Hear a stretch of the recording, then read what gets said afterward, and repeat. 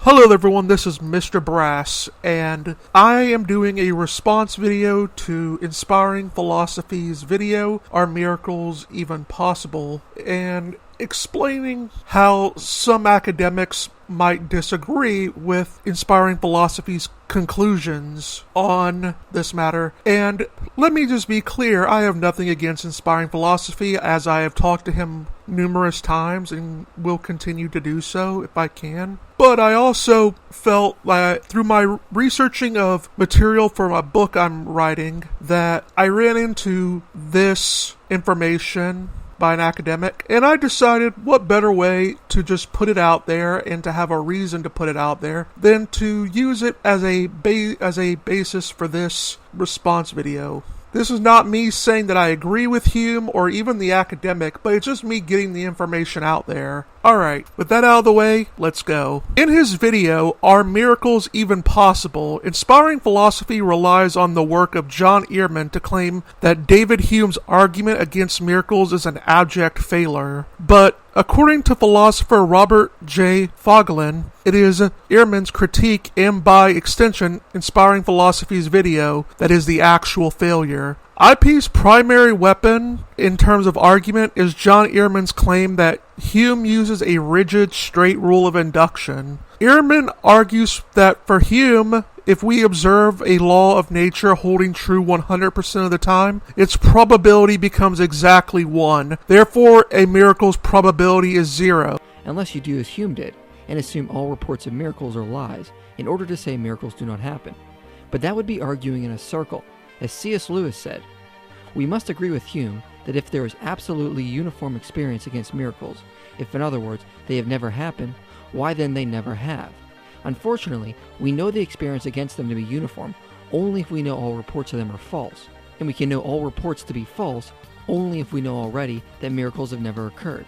In fact, we are arguing in a circle. Inspiring Philosophy uses this to claim Hume is arguing in a circle and being dogmatic. However, Robert Fogelin identifies Earman as a subtle misreader. The straight rule that Inspiring Philosophy describes is flatly incompatible with Hume's core philosophy. Hume was a fundamental fallibilist. He famously argued that the course of nature may change. Because no inductive generalization is unrevisable for Hume, he could not and did not assign a probability of 1 to any. Fogelin points out 4 major flaws in the Earman Inspiring Philosophy interpretation.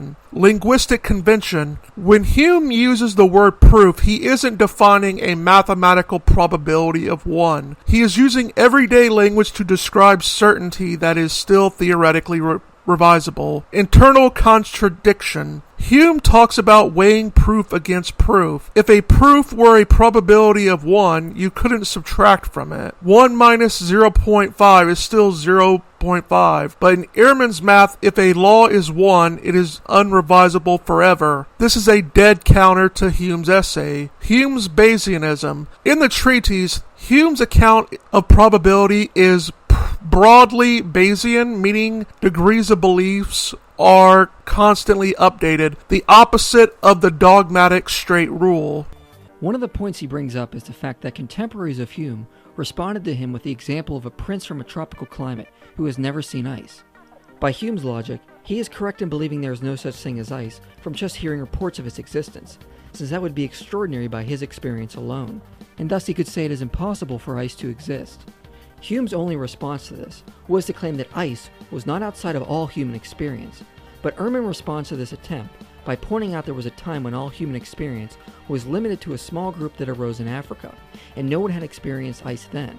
So by Hume's logic, ice would violate a natural law, since it was beyond uniform human experience at that time. And this is the exact same problem one has when they apply Hume's reasoning to reports of miracles. Inspiring philosophy uses the example of a tropical prince who has never seen ice to claim Hume's logic is flawed, but Fogelin points out to Hume's own example of the 8 days of darkness, where Hume explicitly states if testimony for a global darkness were extensive enough, we should accept it. This proves Hume is not biased against the marvelous itself, but specifically against religious testimony, which he identifies as historically unreliable. Another error is how Hume defines a miracle as a violation of natural law. This is extremely odd for two reasons. First being that theists have defined miracles long before Hume ever came onto the scene, and no one ever agreed that Hume's definition was the universally accepted definition. Long before Hume, Thomas Aquinas pointed out a miracle is an event beyond the powers of the natural order, not a violation of the natural order. Right before Hume, Samuel Clarke rightly pointed out a miracle is best defined as an effect produced contrary to the usual course or order of nature, by the unusual interposition of some intelligent being superior to men. This traditional understanding of a miracle better captures what a miracle is, because a miracle is when an agent outside of the natural world inserts or changes something in the system the natural world could not bring about through its own regularity. The laws of nature are only meant to describe the effects of how natural things operate if left untouched. But that means natural laws do not exclude the possibility that an outside agent could change or feed something new into the system, and then of course the laws of nature can then describe what takes place after the fact.